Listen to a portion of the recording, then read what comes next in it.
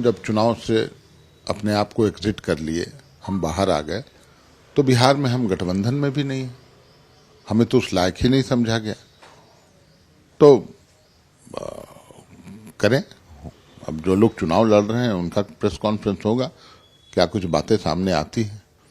लेकिन जो झारखंड मुक्ति मोर्चा की पीड़ा थी वो तो हमारे माननीय मंत्री ने भी बयां किया, तमाम कार्यकर्ता भी बोल रहे हैं। तो जो भावनाएं हैं कहीं न कहीं वो आहत हुई हैं, और जितना बड़ा दिल हेमंत सोरेन जी ने दिखलाया, कई एक ऐसे मौके आए, वो दिल देखने को नहीं मिला बिहार के नेताओं में। तो एक नाइंसाफी मैं बोलूंगा हम लोगों के साथ। मतलब कि ये जो आज प्रेस कॉन्फ्रेंस है, जेएमएम एक होल्ड रखता है बिहार में, खास करके जो सीमावर्ती इलाके हैं वहां पर, तो यहाँ एकजुटता दिखाने के लिए भी आप लोगों को इनवाइट नहीं किया गया?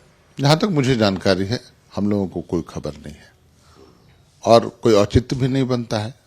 अगर खबर आएगी भी तो हम जिस प्रतिस्पर्धा में हैं ही नहीं, जिस लड़ाई, जिस संघर्ष में, जिस चुनाव में हम शिरकत ही नहीं कर रहे हैं, हम आपके साथ ही नहीं है, आपने उस लायक हमको नहीं समझा, तो प्रेस कॉन्फ्रेंस में क्यों साथ रहेंगे? तो ये तो स्पष्ट है। तो ये जो मानसिकता आरजेडी या कांग्रेस की दिखी वो दुर्भाग्यपूर्ण है। आपके मौजूदगी से तो उनको बल मिल सकता है, लेकिन देखिए ये बात, यही तो समझ की बात है, अपनी अपनी समझ है। अगर कोई अति अहंकार में ये सोचे कि हम अकेला ही काफी हैं, तो फिर गठबंधन का औचित्य क्या है? साथ मिल के लड़ने की बातें थी, और हम लोगों ने झारखंड में लड़ा, हम लोगों ने दिखला दिया कि गठबंधन में क्या ताकत होती है। ठीक है, मेजर स्टेक हमारे पास था, हमारे नेता की लोकप्रियता थी, हमारे नेता का जो क्राउड पुलिंग कैपेसिटी था, तमाम चीजें थी, जो शख्सियत, जो पर्सनालिटी, जो आचार विचार व्यवहार, सभी मायने रखता था, और हम चुनाव जीते, बहुत मजबूती के साथ जीते। वही इतिहास हम दोहराते बिहार में अगर हम साथ होते तो। आप जो भी आरजेडी या गठबंधन के नेतागण बोल लें, लेकिन झारखंड मुक्ति मोर्चा सक्रिय रूप से साथ होता तो फिजा बदल जाती।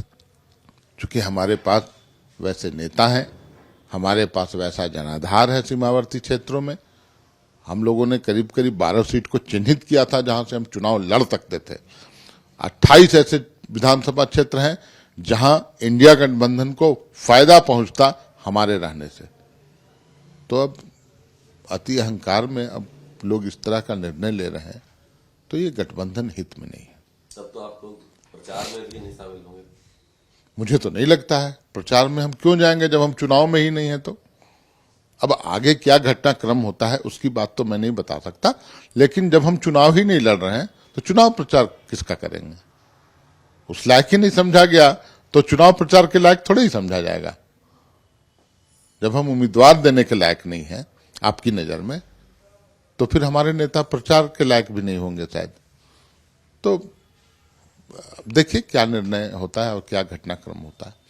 आप मानते हैं कि जो झारखंड में उपलब्धि रही कांग्रेस या आरजेडी की, उसके पीछे जेएमएम की ताकत थी? 100%। इसमें कोई मैंने कहीं कोई कंफ्यूजन है क्या?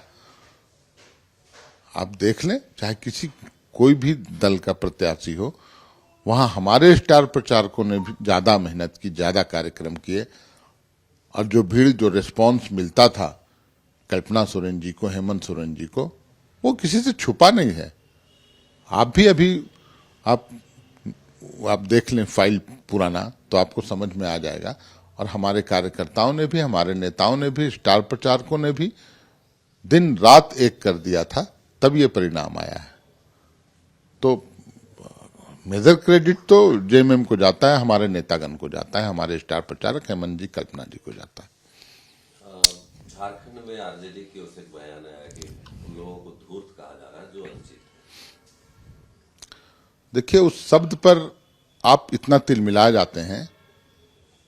आपने जो कुछ किया, जो व्यवहार, जो आचार विचार आपका रहा, जो कारगुजारियां रही, उसमें क्या कुछ बोला जाएगा? राजनीतिक चालबाजी बोलते हैं। धूर्त अगर आपको बुरा लग रहा है तो आपने चालबाजी किया, आपने विश्वासघात किया, कोई दूसरा वर्ड यूज हो जाएगा, लेकिन जो क्रियाकलाप आपका रहा वो हम सभी को आहत करने वाला, हमें अपमानित करने वाला।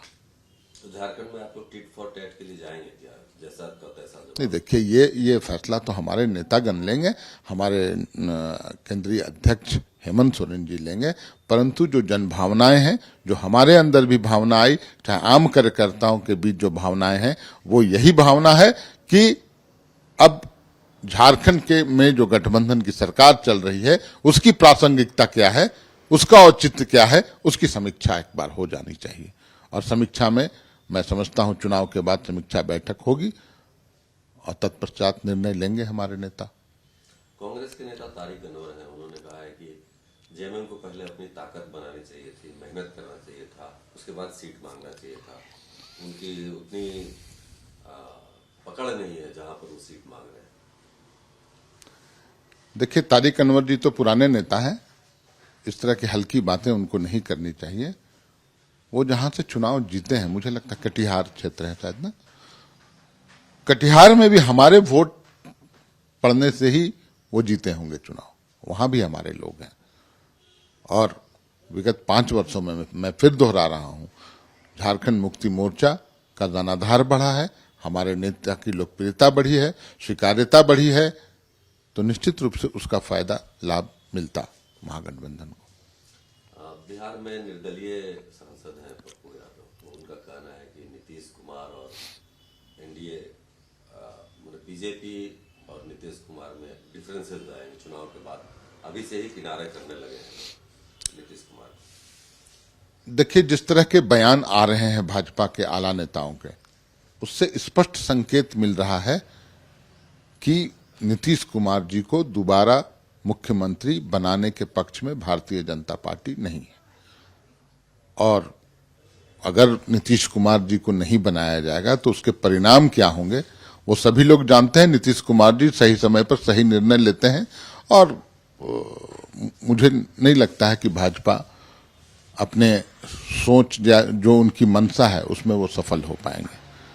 तो एनडीए तो कई बार पहले भी एनडीए से बाहर निकल के नीतीश कुमार महागठबंधन इंडिया गठबंधन में आ चुके हैं। चुनाव बाद वैसी परिदृश्य फिर देखने को मिल सकती है।